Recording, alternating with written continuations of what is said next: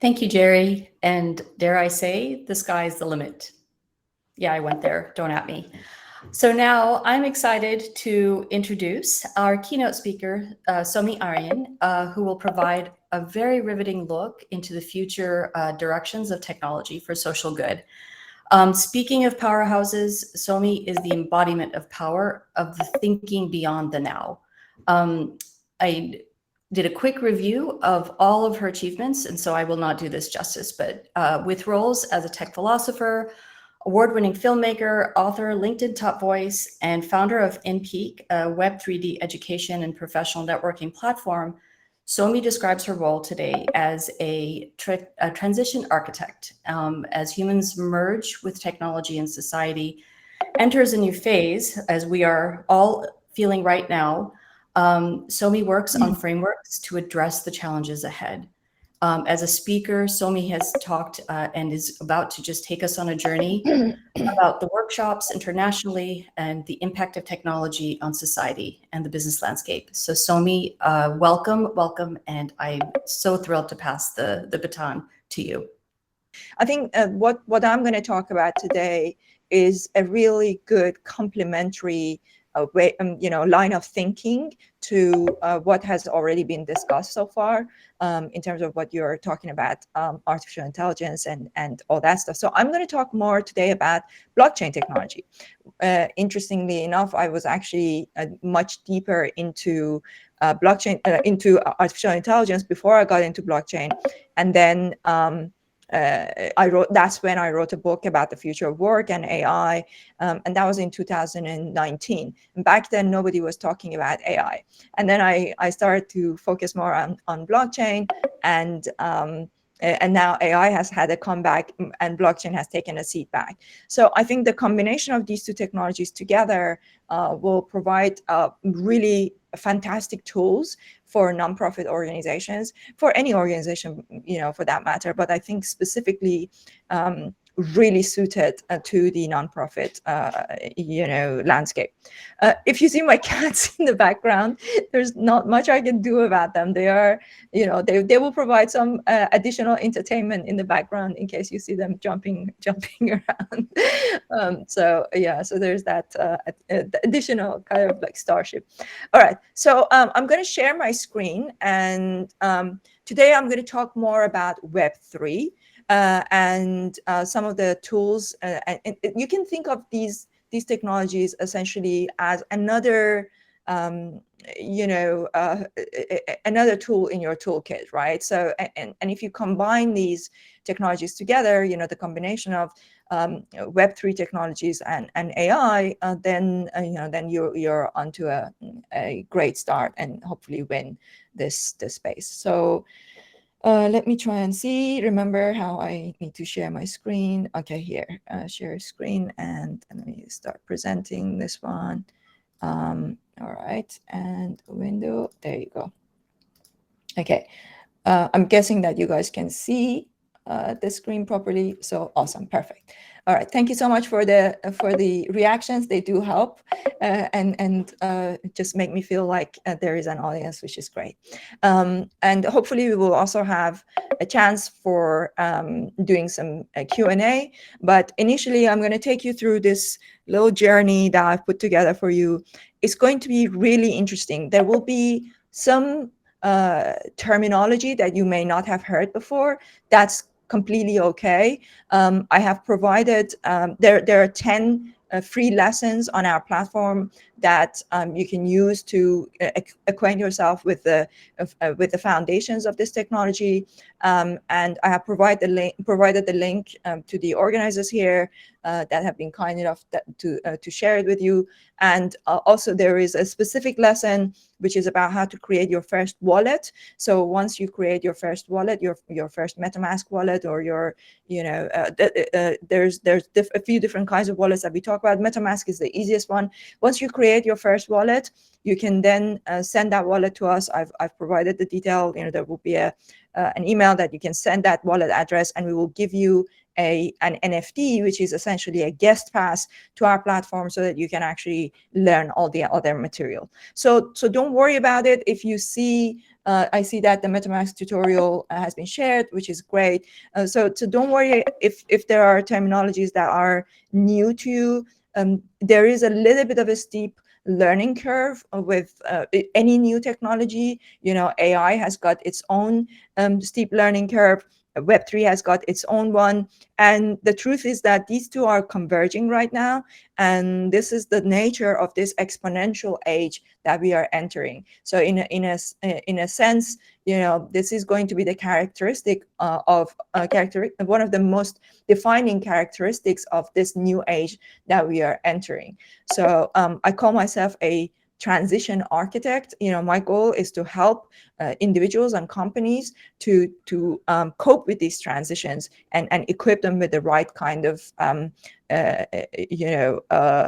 tools to be able to do that.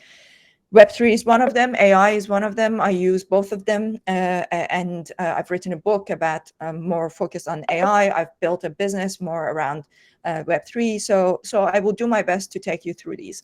These technologies really go hand in hand. You can think about, when we talk about Web3, there's often a question, what is Web3, right? And the best way that I can describe it is that if you think of the first iteration of the internet as being read only. I'm assuming there will be some people here who remember the early days of the internet, the dial-up, if you remember, where you had to connect your phone and you could either be on the phone or you could be, I can see people laughing. It's just so incredible to think about it. Like in our lifetime, we have come so far. I remember that you had to be either on the phone or be on the internet. And basically, you couldn't do anything else on the internet. You could just read a website. You couldn't do any interaction. Then raise your hands if you remember early days of the forums. Like you could go into these chat forums, and you could. That was when the first time that we stepped into Web 2, which was basically read and write, right? So you could actually read material on the internet, but you could also write something. You could write a comment, and that was like the early days of before we started having social media. I remember when Facebook for the first time became a thing. So before that there was MySpace. I'm sure a lot of you remember Tom from MySpace. So it was like this guy that was like this picture of a guy that it felt like that you were interacting with somebody, right? And this Tom was everywhere. And that was the first time where we started to interact with the internet. Then there was email, and that's where that's Web 2. So Web 1 was read only. Web 2 was read and write, but until now we have not actually had an opportunity to own anything on the internet, right? So we've only had read and write, but we've actually never had an opportunity to own anything on the internet. So when you think about you may think, for example, oh, we have internet banking, for example, but internet banking is not really digital ownership. What it does, so if you think about banking, if I send money to you, that money is not really moving from my account to your account. There is a central bank in the middle. There is a ledger that is, that's like on the first bank, and then there is a ledger on the second bank, and then there's this, central bank in the middle. So every time I send money to you, and essentially what happens is that the first bank will take £10 or $10 or whatever, they will take $10 off that ledger, and then there's this is all sent, this information sent to that central bank in the middle, and then obviously I'm really oversimplifying, and then at the end of the day, at the end of the working day, that's why we have banking hours, so that these ledgers actually reconcile, right? And then the second bank will add $10 to that ledger. So actually money is not really moved. So value is not actually moved from one ledger to another. For the first time now, with blockchain technology, we have the ability to actually like physically, I suppose you could say virtually, or really move the unit of value from from one block to another. And you can think about a blockchain as like a big spreadsheet, and this spreadsheet is essentially, hopefully, that's the idea, is that we want to celebrate and encourage decentralized blockchain technology, because a blockchain can be centralized technically, right? Like, for example, governments are trying to create their own blockchains, but the first real blockchain was created for Bitcoin, essentially. And that was in response to the 2008 financial crisis. So this person, Satoshi Nakamoto, came up with the idea of using this blockchain technology in a way that is decentralized. What that means is that it's a massive ledger, and this ledger is actually maintained by different people, by thousands of different people around the planet. And those are called, the computers that they use, they're called nodes, right? So this new technology, this blockchain technology, which is decentralized, has allowed us to create a whole new form of digital ownership. And now that digital ownership is going to give us an opportunity to use it for things like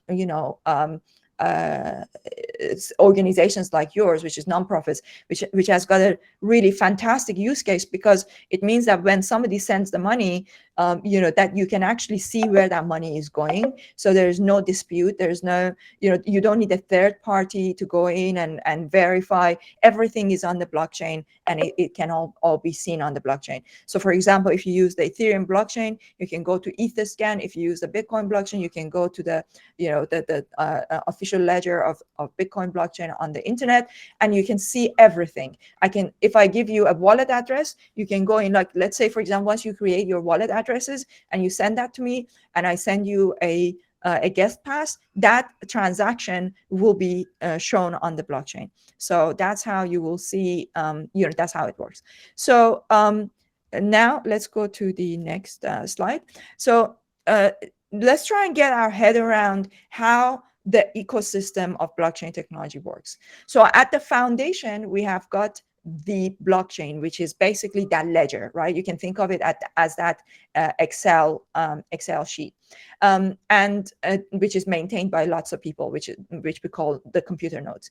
Now, what happens is that blockchain technology then powers the concept of tokens. And by the way, I will stop for a second in a few minutes after this slide and look at, put your questions or any kind of comments you have in the chat tab, and I will come in and take a look at them and try and stop in between. And if anybody wants to come on stage and talk to me directly, we can do that at the end as well. So make notes, and we will come to all the questions in a bit. One other question before I continue, please let me know, raise of hands. I can, because it's quite hot here, I've got my window open. Let me know if you're hearing noises from outside. If you are not, then okay, perfect. Okay, cool. So blockchain technology powers tokens, right? Okay, perfect. Now there are three different types of tokens at the moment.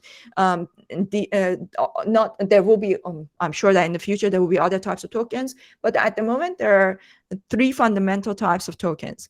These tokens are fungible tokens, non-fungible tokens, and soul-bound tokens.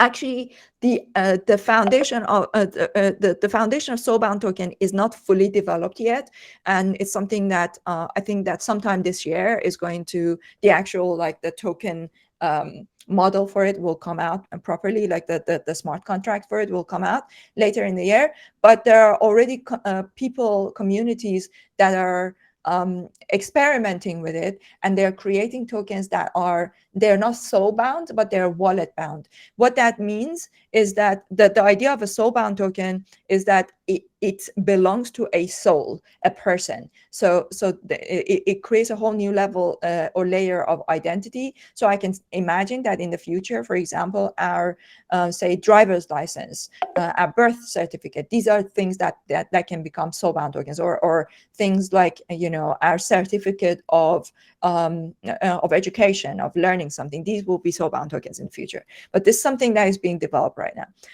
Then we have got, so let's leave that one aside for now. Then the main two that I want to focus on today, and I'm going to, at the end of this presentation, I'll show you two examples that can be used for token economies for a nonprofit organization. So the main two we want to focus on is fungible tokens and non-fungible tokens. Now, what is a fungible token? You can think of, let's say, for example, if you take a $10 note, and if that $10 note was a token, then that token, that $10 note could be broken down into $1 sub notes, right? Or like sub tokens, essentially. Now, what that means, like a fraction of that token, what that means is that, let's say I could borrow $1 from you, and I could go and use that, and then in a few months or in a few days I come back and I will give you back your $1. This is an idea of fungibility. What that means is that $1 is the same as another dollar, and it can be broken down into smaller pieces. That's a fungible token. So, for example, a Bitcoin is a fungible coin, and there's a slight difference between coins and tokens.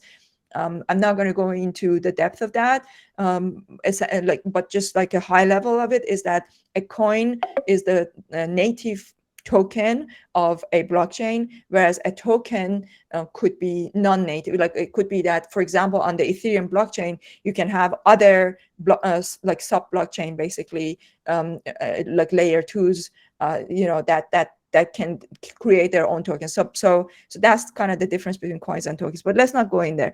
The foundationally, all you have to think about is that a fungible token is or a coin is basically a token or a coin that can be broken down into pieces. So you can say one Bitcoin can be broken down into 100 million Satoshis, and then there are different different kind of measures in between them as well. So just like you could say a dollar could be a dime, it could be a quarter, or a pound could be 10 cents, or a quarter, that's the idea of fungibility. Now, what is a non-fungible token? Most of the time, non-fungible tokens tend to be artwork, tend to be something that you can't really replace one with another. So, for example, these are, you've probably heard of the word NFTs. So, for example, let's say you are if you look at my avatar, you'll see there's a little bird sitting on my shoulder. That bird sitting on my shoulder is an NFT, is a non-fungible token. And what that means, that is like one of 10,000 NFTs. It's a collection of NFTs, which is called Moonbirds. Now, what the fact that this is non-fungible, it means that once if I sell one of those NFTs, I probably won't be able to buy another one that is exactly the same, right?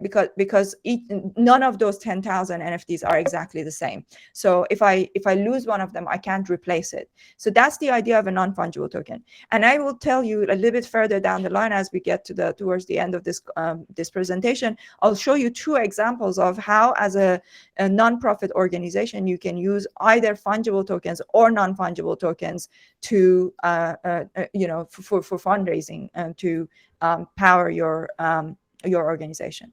Now, these soul-bound tokens, non-fungible tokens, or fungible tokens, they all go into your wallet, and your wallet, your digital wallet, is your key to Web3. So what enables Web3? If you remember, we talked about, there is the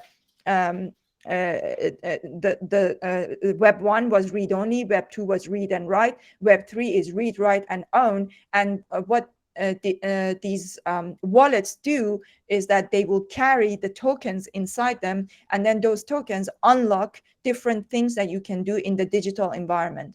So that you can actually create experiences. You can, I'm sure you've all seen, for example, the Apple announcement a couple of days ago, or was it yesterday? With the Apple the kind of headset, right? So now Web3 is going to allow us to create these unique experiences in the metaverse. So this is one of the use cases for these digital wallets, and basically we can now create digital communities, and these digital communities they could be in metaverse, they could be in gaming, they could be in decentralized finance, they could be in DAOs. And that's basically how, yeah, exactly, Apple Vision Pro, yeah, exactly. So so blockchain technology will enable us to create unique experiences within the metaverse, within these digital environments, in a way that has a real meaning and value that people are willing to pay for. Okay, all right. So I'm gonna stop for a second there. Let me take a look at the chat and make sure everybody is all right. Okay. Okay, cool. So I will come back to more questions in a bit. I can see that I'm just trying to get my head around how the chat works, but I can see bonus points. Okay, cool. All right. So far so good. Just let me know. Give me a show of hand that you're keeping up with the conversation. So far, perfect. All right, so let's go to the next one. So just a reminder, a token is a unit of value on the blockchain. And why is this important? The reason is that what tokens do is that they allow you to create incentives, and they will allow you to align incentives between the different different players, different stakeholders in an ecosystem.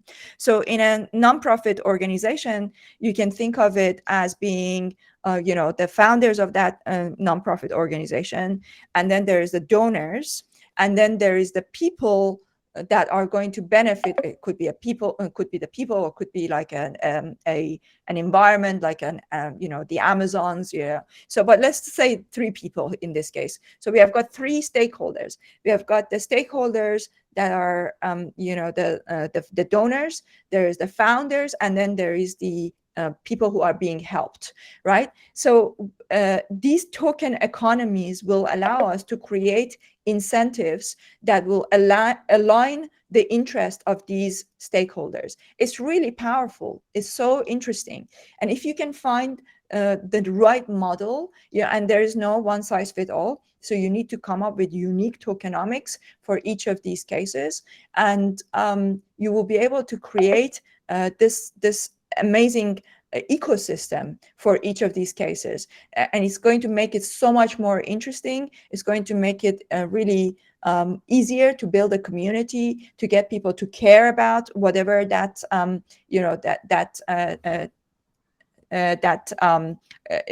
specific cause is that you're trying to raise money for.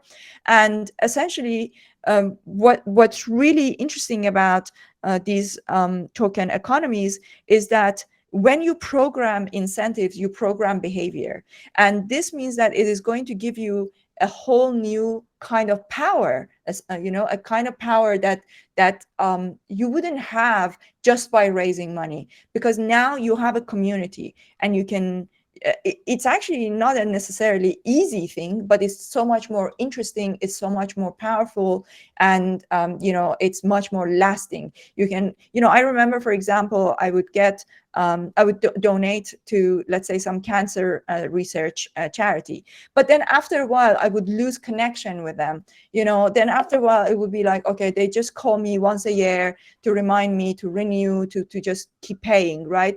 But there's no real connection, and I'm like, not really seeing it doesn't keep you interested enough to follow their their progress. Whereas if there was a token economy where where I felt like I was really connected to this community of people who really care about this idea through this token, and there was like interesting dynamics in this tokenization, then you would be able to keep and maintain that level of connection with your community so much more effective way. So you can think of these token economies as almost something like what I call loyalty program 3.0. So these token economies are really a way of creating a reward program, a loyalty program, a membership program, creating unique experiences. And that's what this is about. So in a way, you can think of before the internet, business was a broadcast. In a similar case, when I say business, of course, if you're a nonprofit organization, you're still essentially building similarly to a business, right? So initially it was like a broadcast. So if you wanted to get people to care about a specific topic, you just had to buy advertising time on TV or in the papers and billboards, and you would need to just broadcast your message. After the internet, especially with Web 2, so you can think of it, with social media, with those forums that we talked about, it became a dialogue. So all of a sudden, you were able to talk, people were able to talk back to you, but they would talk back to you, through their comments on social media, by their advocacy. Now with Web3, it's essentially a co-ownership. So now your donors are also part owners, so they're so if they have your tokens. So in Web3, for example, we use the term holders. We don't say followers. We don't just say, it's a different concept. It's more like we call people holders, as in token holders or stakeholders. So your audience, actually in Web3, we don't even use the term audience. We actually, instead of audience, we call them community. There's a difference between a community and an audience. An audience is people that are passively listening to you, and a community is when they really get involved with what you're doing and building, right? So why should, as a non-profit organization, why should you consider using Web3? Well, first of all, it's the next iteration of the internet. Just like, maybe early days of the internet, early days of social media, maybe you wouldn't have considered using social media. You would be like, oh, we have got presence in magazines and presence in, we have a PR team, we have a presence in, newspapers and TV, and that's enough. So in a similar way, this is a nascent, nascent technology. It's a very, very nascent technology. So you have to think of course, probably a lot of you may have heard things about blockchain technology, about Web3 technology, that may, that because of its hyper financialization, that may make you feel like, like there's a speculative aspect to it. But it's like, because it's new, right? It's simply because it's new. It's just not found its root yet. But if you are early, and if you learn about these things, and if you start experimenting with it, experiment small, but start learning about them, and you will see the value of it, and you will see how powerful they can be. So one of the things that is really powerful about Web3 is that idea of transparency. People, whether they buy fungible tokens or non-fungible tokens, you can see on the blockchain exactly where it's going. You can see with tokenomics, you can incentivize and reward your donors and volunteers. And NFTs are, they can be used for creating, using artwork. And, there's so many things that you can do with it. You can create entertainment around it. Once you get into the metaverse, there's so many things that you can do with it to create unique experiences. So here are some of the examples of organizations, nonprofit organizations that have been kind of dabbling into this and experimenting with it. UNICEF has done things with crypto. Actually, a lot of you might have also heard, early days of the Ukraine, the Russian invasion of Ukraine, people used blockchain technology to fund and help Ukrainian people, and that was very successful because you can actually really see where this is going.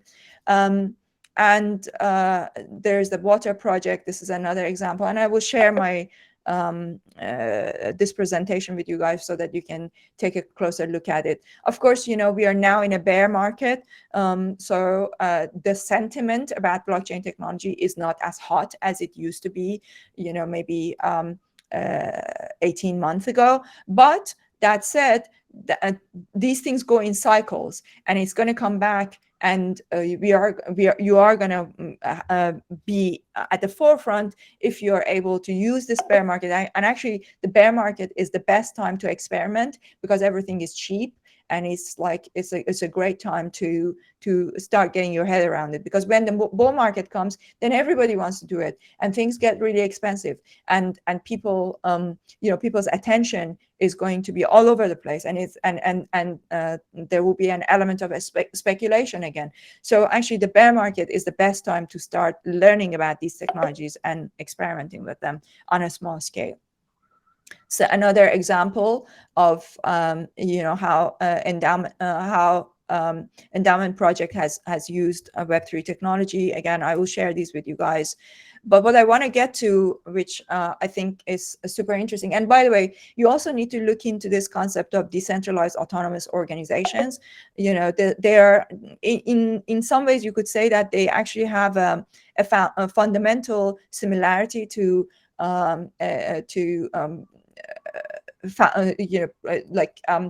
organizations like yours, the nonprofit organizations.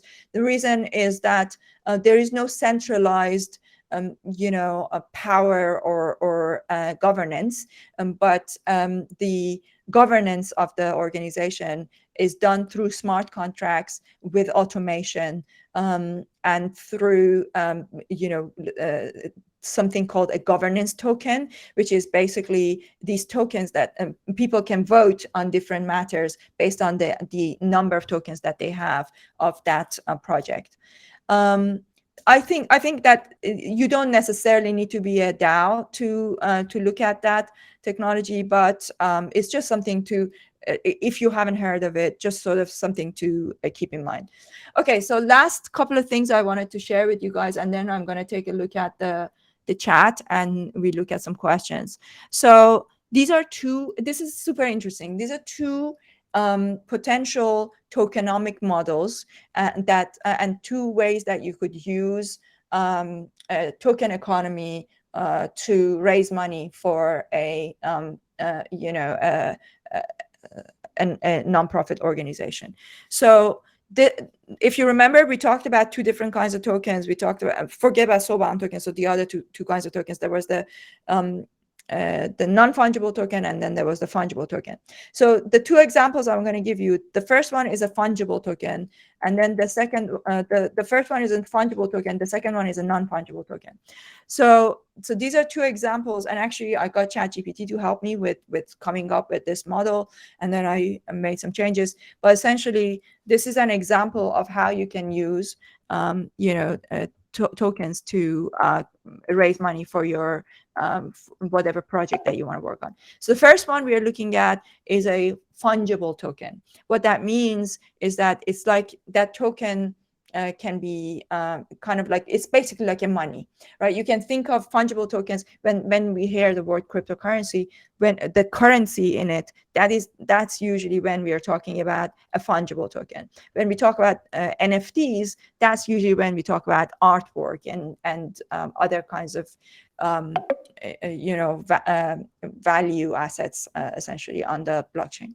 So if we think about the model of a fungible token, you can think of, usually you need to come up with a token supply. Whether you're doing a fungible token or a non-fungible token, you need to agree on an initial token supply. That token supply is so important because it's basically one of the things that blockchain technology does is that it enables creating scarcity on the internet. That's what it does, right? So without blockchain technology, we don't have the concept of scarcity, because in the digital realm, you could create infinite numbers of things.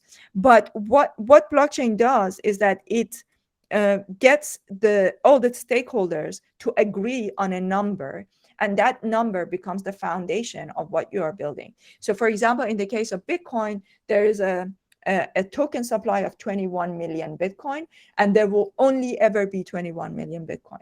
In the case of that bird that's sitting on my shoulder, that there's 10,000 of those, and there will only ever be 10,000. There is no scenario where the people who came up with that say, okay, now we are going to do another 100, we are going to add another 10,000 or another, they can't do that. If they want to do that, they need to create a new collection, market it separately.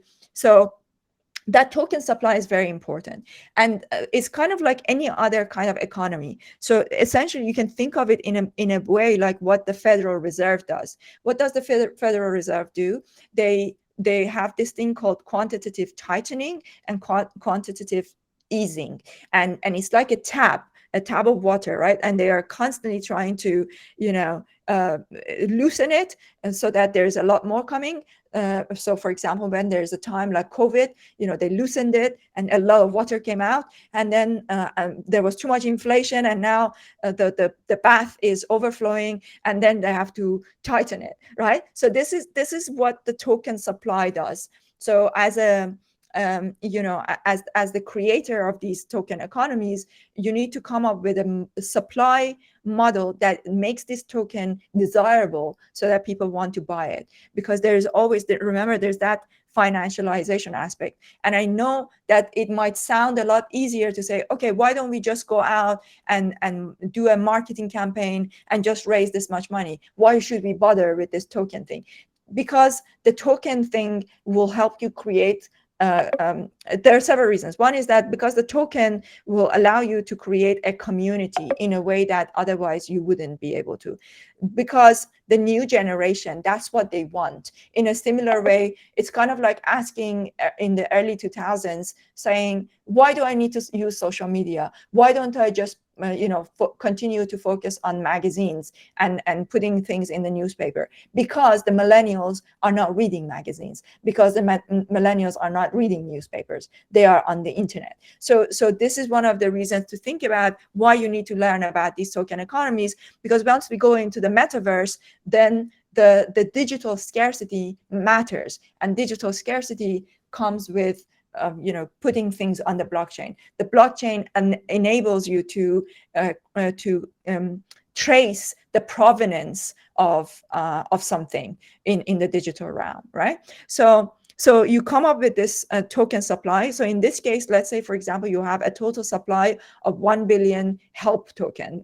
So we came up with this idea of a help token, and then this number is fixed. So what it does, it means that it creates scarcity. And in addition to the fact that it's fixed and it has scarcity, it could also be the case that it is that you could, over time, you could burn these tokens. So you can also come up with a burn mechanism. Just let me hold on a second and see how much time I have. Can somebody tell me how much time I have in the chat? Let me see. I want to make sure that I don't go too deep into this. Okay, because I've just sort of lost track of time a little bit there. Yeah, 6 minutes. Okay, great. So perfect. Okay, so I'm going to very quickly whiz through this, because this token economy thing is so interesting. Like, I could just talk hours just about this. But the foundational idea, because I want to make sure that we have some time for questions. So the foundational idea is that you need to come up with a number, which is like the total number of tokens. And these tokens may be artworks, and I will share this slide with you. So here is an example of doing it with an NFT, where you get, for example, the children to draw some artworks, and then you use these NFTs to auction the artworks, and then you create unique experiences with the children involved. It's super, super interesting. But in both cases, one of the most important things about it is that you need to come up with a token supply, the total number of tokens. You need to come up with a mechanism that does not inflate the tokens, so that the value of tokens over time go up. Or even if they don't go up, that there is some level of maintaining some level of its its value to some degree at least. Of course, many times the value of the token may go down, but then as you build a community and experiences around it, then more people want to buy that token, and then when they buy it, you get some royalties from there. So it has some like secondary revenue as well. So it's a super interesting ecosystem. So the value of the tokens need to be limited, and then the second aspect is community, building a community that actually really cares about the whatever it is that you're trying to promote through that token, and then it's delivering the things that you said you will deliver. So that's where blockchain technology will help you with creating that transparency and trust on the blockchain to see where the money is going, how it's being used, how it's being spent. So people can just go to the blockchain and they can see everything that is being done with the money that has been generated. Okay, so that's the foundation of the presentation. It's a super interesting space to be in, and I think that in the next few years we will see more and more assets come on the blockchain. Everything will be tokenized. Everything that can be tokenized will be tokenized, because we are going to live increasingly in the digital world. All right. Yeah, you don't need a DAO. I'm just looking at some of the comments here. You don't need a DAO to build a community, not at all. But if you want to create tokens, you can build a community around your tokens. So hi, I can stop. Hi, Somi. Yes. So I think I would love to just sort of channel some of the questions that have been coming in from the audience, Yes. just to help us with the flow. Jeremy asks, with the newness of this technology from an adoption perspective in this market, what are good ways to avoid committing something built on technology ecosystem that ends up falling out of favor, or they get blown up by bad press? And what are ways that you would encourage nonprofits to prepare their journey for adopting Web3? That's such a good question, because most of these blockchains are new. I mean, the oldest one is Bitcoin, which is basically only 13, 14 years old, right? So the technology is very new. So I definitely would say that if you want to experiment with it, definitely go with one of the blockchains that is like really well established. There currently you can actually do NFTs also on Bitcoin. Not a lot, like this is a very new thing. They're called Bitcoin ordinals. So Bitcoin NFTs are called ordinals, and we are actually going to do ordinals ourselves for Impeak. So I would say I would stick with Bitcoin, Ethereum, or maybe Polygon if you don't want to spend a lot of money on gas fees. Excellent, thank you. Thomas is asking, how would you say use a token to reward a sponsor with the personal thank you video? And I think perhaps if you could expand on that, millennials and Gen Z think very differently of what a reward means. How would you tie all of that together into how to adopt this again in a really effective way?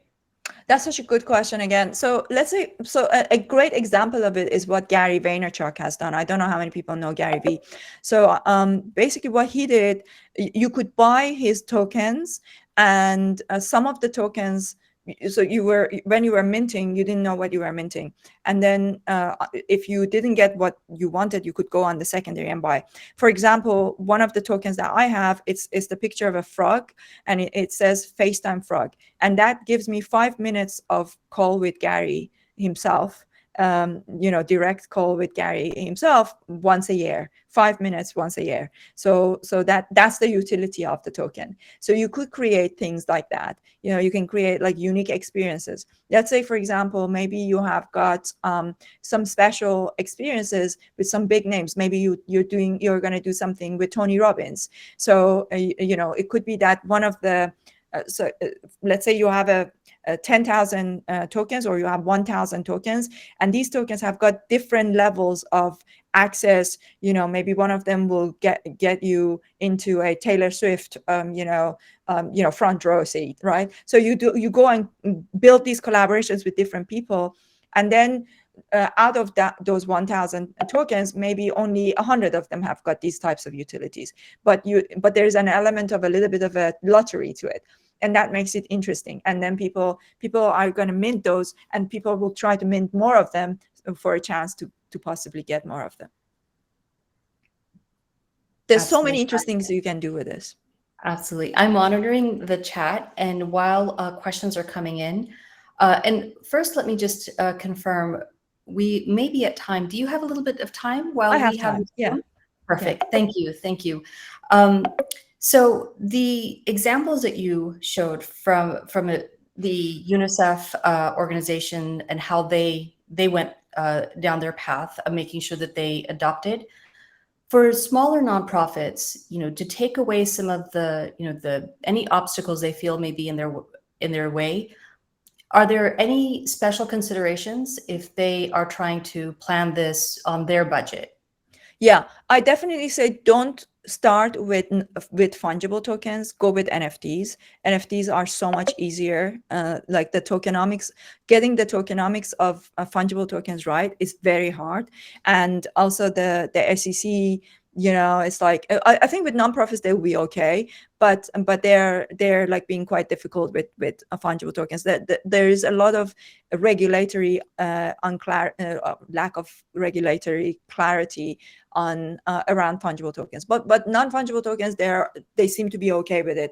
The MiCA regulations in Europe as well has been fairly easy on NFTs and DAOs in general. But I think NFTs are a very easy way to dip your toe in the water. And that's one thing. The second thing is definitely go with a small collection to begin with, and try to find, let's say maybe collaborate. So for example, let's say if you could find a few big names, that are willing to do some collaboration, maybe Damien Hirst, for example, who's an artist, and he recently did an NFT. So like maybe you collaborate with him and a couple of other artists, and then also with some children from a specific, let's say, for example, you're raising money.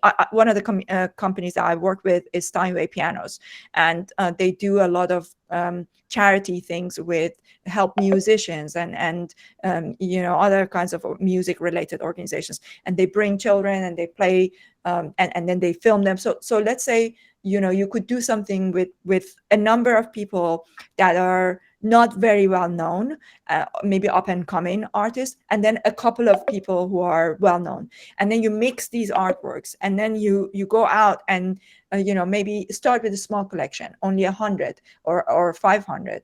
Don't go with big collections because you're not going to be able to mint it. That's one thing. So mix up the up and coming with something of some bigger names. That always really helps. And then one other thing is that there are now things like cross-mint that will enable you to sell these NFTs with fiat currency. So people don't even know that they're dealing with a blockchain. You can say that this is artwork on the blockchain. Try not to use the term NFTs. So for example, that's what Starbucks is doing. They have got the Starbucks Odyssey program. They've built this reward program. I have a podcast episode with the team behind the Starbucks Odyssey program that I will share with you when I finish this. And it's really interesting what they've done. They call them stamps. They call these like Odyssey stamps. And as you interact with Starbucks, you start to collect these stamps, and they've created journeys, and then there are milestones. And as people go through these milestones, then they will be able to unlock things on the blockchain in their token. So their token shows that they have completed these different journeys and milestones. So that's another thing. The one other thing, last thing I would say is that try to avoid the Ethereum blockchain because it's so expensive. So if you wanted to, like, the gas fees are so expensive. So let's say, if, for example, I made this mistake, we have these NFTs that as you unlock different things, you get stars added to your NFT. But just adding up, every time I want to update that NFT to add a star, I have to pay a lot of gas fee. And sometimes these gas fees go as high as like $20 for each transaction. And then if you're doing it for 1,000, then suddenly like it all adds up. So I think I would recommend people stick to something like Polygon. There's a really good infrastructure being built on it. There are also other layer 2 blockchains like Arbitrum and Optimism, but Polygon is the most well established and the cheapest, and it's it's, I think that's, so these are some of the things that hopefully is helpful. Perfect. Just to clarify, Somi, what is a gas fee? Oh, yes. Sorry. Sometimes I forget that we are so used to these things. So a gas fee is like a transaction fee. It's kind of like, you can think of it, you know, how when you buy something with Stripe, there is a 2% fee, right? 2 or 3% fee. And that's for Stripe, it's a handling fee. So the gas fee is a fee that you're paying, you know, it's a decentralized system, right? So the gas fee is a fee that you're paying to the developer that is running the node, right? Remember, like we said, that this is a ledger. Somebody has to update the ledger. So in a financial system, in a centralized financial system, the banks do that, and then the banks make money from those microtransactions that come in, right? So on the blockchain, somebody has to pay those people who are doing these updates. And because the Ethereum blockchain is so popular, there's always like a lot of people want to get their transactions through, and it's a bidding system. So if it's really busy, if it's a time that the blockchain is so busy, congested, so people are waiting in a queue to get their transaction across, so they're willing to bid higher and higher, and that's how the gas fee goes up. Whereas, for example, Polygon is cheaper because it's not as popular, but then it's cheaper, you know. So it's Perfect. Thank you. good enough. And then Saj asks, what are your thoughts on the environmental impacts of crypto mining? We are not concerned with that because in terms of, say, proof of stake. So like now, there are two different types of consensus mechanisms in the blockchain. And consensus mechanism is basically that mechanism by which the nodes on the blockchain decide that a transaction has happened, right? So previously, it used to be that Ethereum used to be proof of work, and proof of work, to cut the long story short, I actually have a YouTube video where I explained the difference between these two. But proof of work is much more intensive in terms of usage of electricity and all that stuff, whereas proof of stake is not. It's like so small. So that problem is solved, and that happened a few months ago. There was this thing which was called the Ethereum merge, and when the merge happened, basically Ethereum went from proof of work to proof of stake. So that is no longer the case. Bitcoin is still on proof of work. However, if you think about the value that Bitcoin brings, you know, in terms of the decentralization, and it's a complement to the a financial ecosystem, for the value that it brings, I think, again, it's a matter of opinion. In some cases, you know, some people may disagree, but essentially with Bitcoin, you know, it's the price that you pay for having that infrastructure. Just like, you know, you can think of it in terms of the financial system. You know, you have got banks, and these banks have got buildings, and these buildings have, buildings have got the most amount of carbon emission. So that's how I would look at it. Excellent. And then it's all in the power of this vast landscape and the power of thinking. If you were to think about where this industry is trending, you know, beyond NFT, beyond crypto, what should we be prepared for? And do you see a convergence of AI with Web3 and 100%. what you are seeing in your crystal ball, let's say?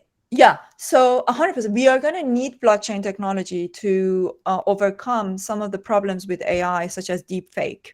Let's say if your YouTube channel is connected to your wallet, and we know that that is the, so like think about that YouTube channel that's putting a lot of short videos of Keanu Reeves, but it's not Keanu Reeves, right? So then if you know the wallet address of Keanu Reeves, like my wallet address is somi.eth, and it's a long number that is basically there's a mechanism which is called ENS. So everybody knows somi.eth is mine, right? And if everything was connected to that wallet, everything that I do on the internet, then people know that it's really me. So if I post a picture, they know that it's really me, and that nobody else has done it, because nobody else can connect through my wallet, right? There's this seed phrase that is connected to my wallet. So I think that this is one of the use cases for blockchain technology solving the problem of deepfake in AI.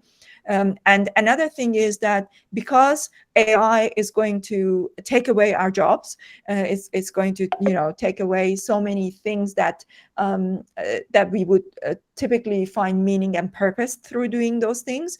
So we need a new way of creating scarcity in the digital space, and so that striving for achieving that scarce resource in the digital space will help us create meaning and purpose.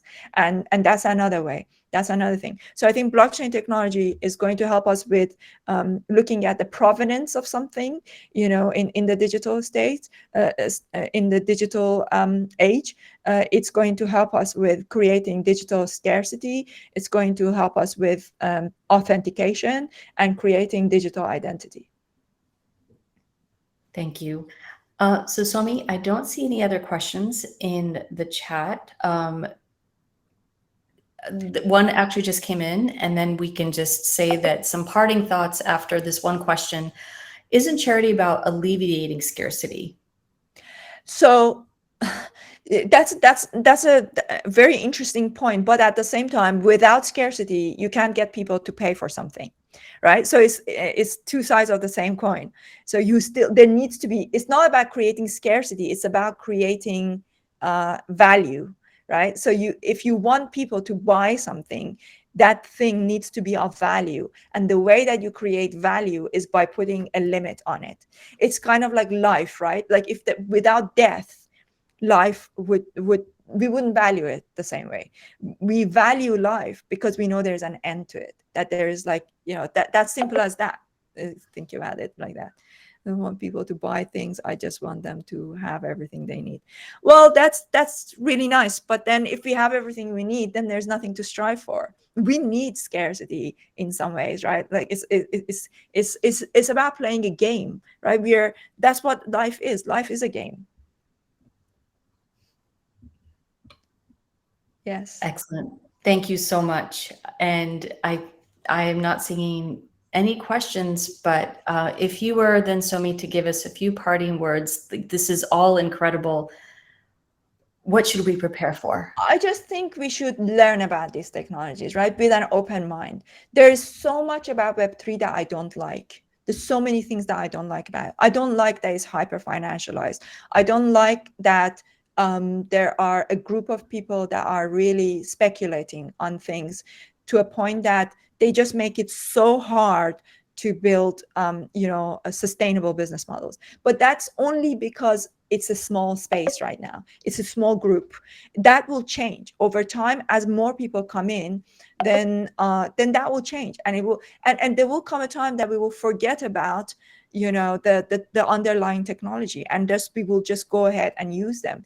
Once everybody is online and once everybody is on chain, then these technologies can be very powerful. Not only they can be very powerful, they are the only way. I cannot see a world without. I can't see a world where we don't need blockchain. How can we live in the metaverse and in the digital age without some form of creating that sort of digital provenance, right? Provenance, scarcity, whatever you call it. So I think parting thoughts, learn about it with an open mind and get your toes in the water. Just dip your toes in the water, because you are going to need that initial, like right now we're in a bear market. There isn't a lot to lose. You may even gain. It's a good time to just think a little, like whatever money that you put into it, don't think of it as this is like a financial decision.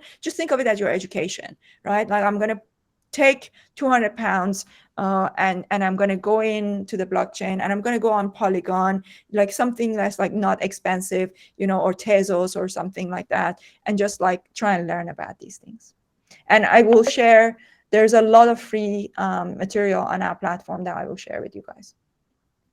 Thank you, Somi. And I think we have a few minutes before the next session starts, but I will say this is a moment for us to harness this technology for good as well. Like 100%. Every technology should be for social good. Exactly. Yes. All right. Thank you so much. Cheers. Thanks, everyone.